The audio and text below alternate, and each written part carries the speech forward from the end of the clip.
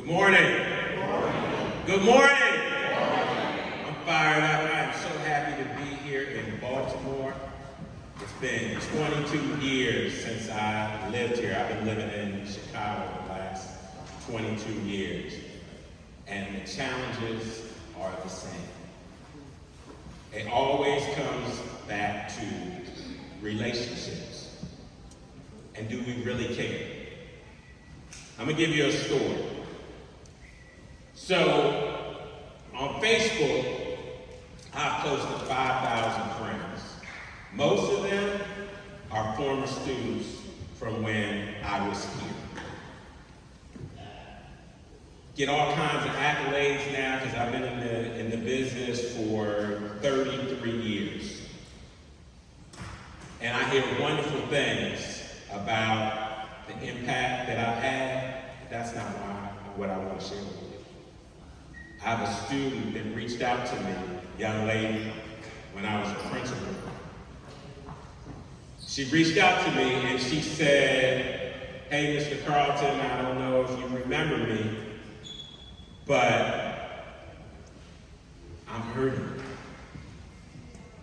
I'm hurting, and I want to make sure that what happened to me doesn't happen to any other students that you serve." She said, in 2001, when you were my principal, she said, I got pregnant, I dropped out, I was having attendance issues. I met with the guidance counselor, I met with your assistant principals, I met with all kind of intervention teams. And then they finally referred me to you.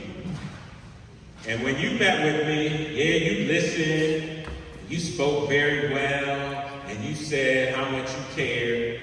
But at the end of the day, at the end of our conversation, you said, I couldn't come back to school.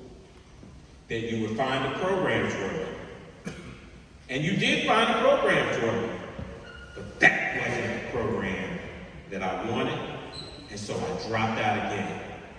And nobody heard from me for years.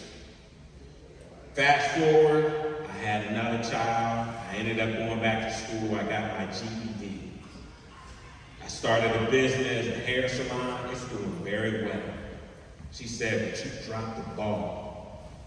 You said you cared. You said you cared. But you dropped the ball. You heard me, but did you really listen to me? Did you really know what was going on with me? You said you cared, but did you really feel me?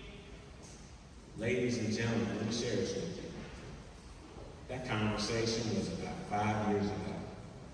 I still hear her voice every day. And I know I've done awesome work. I've touched some serious lives. But at the end of the day, I still hear that voice. It resonates with me. So the work, I bring that up because we can talk about all the great things we do, but let's keep it real. There are young people that are slipping through the cracks. And the people in this room, you're some of the most important people in the district. Because you have first contact with young people, sometimes the last contact with young people, and you have the opportunity to have the most impactful relationships with young people. I don't want you to experience what I experienced with that young lady. We don't want young people slipping through the cracks. So today's focus is about how do we support our young people and not let not even one slip through the cracks. Because if it were your son, if it were your daughter, your niece, your nephew, or someone with whom you care, you would turn this place out. We are responsible. We are accountable